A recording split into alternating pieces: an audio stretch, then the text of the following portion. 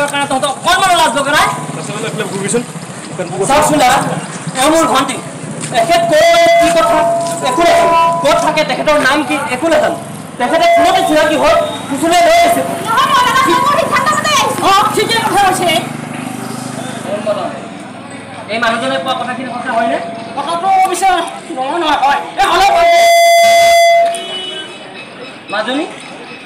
তুমি এই মানুহজনৰ লগত যে আহিছা এই মানুহজন ক'ত থাকে ক'ত ঘৰ কি কৰে তুমি এই মানুহজনৰ বিষয়ে তুমি জানানে নাই নাই মই হেবিলে একো নাজানো কত ফোনতে চিনাকি হৈ গুচি আহিছো মোক বিশ্বাস দিছে মৰম দিছে একো খৰ ৰাখিব পাৰিব সেইবাবে মই এওঁৰ লগত গুচি আহিছো এইখিনিটো তোমাৰ ভুল বাৰু পছন্দ তোমাৰ বয়স কিমান 17 বছৰ হৈছে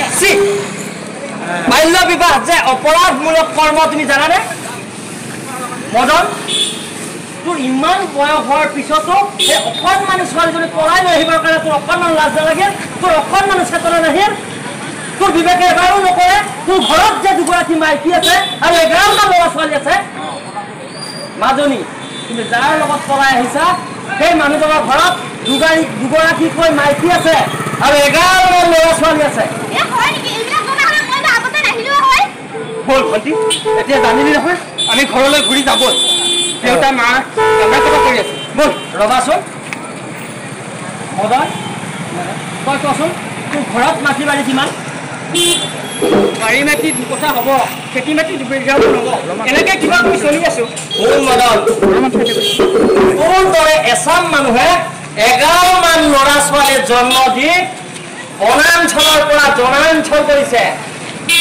11মান ল'ৰা ছোৱালীৰ জন্ম দি দেশৰ সমাজৰ ভৱিষ্যত অন্ধকাৰলৈ ঠেলি পঠিয়াইছে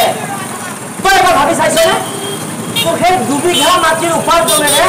সেই 11মান ল'ৰা ছোৱালীক সুশিক্ষা দি দেশৰ সুনাগৰিক কৰিব পাৰিবিনে কচোন কথাটো বেছি নোহোৱা নহয় আপুনি ঠিক কথাই কৈছে আচলতে জনসংখ্যা বৃদ্ধি হোৱাৰ মূল কাৰণেই এইটো আমি আচলতে বিৰাট ডাঙৰ ভুল কাম কৰিছোঁ অকল ময়ে নহয় সমাজখন ঘৰখনৰ লগতে গোটেই দেশখনে যে বেয়াকৈ এই পৰিৱেশটো সৃষ্টি হৈছে আচলতে মই এই কথাখিনি বুজি পোৱা নাছিলোঁ আপুনি এই কথাখিনি বুজাই দিয়াৰ বাবে আপোনাক অশেষ ধন্যবাদ এই জ্ঞানটো যে মোক দিলে আপুনি তাৰ বাবে মই আপোনাৰ ওচৰত চিৰকৃতজ্ঞ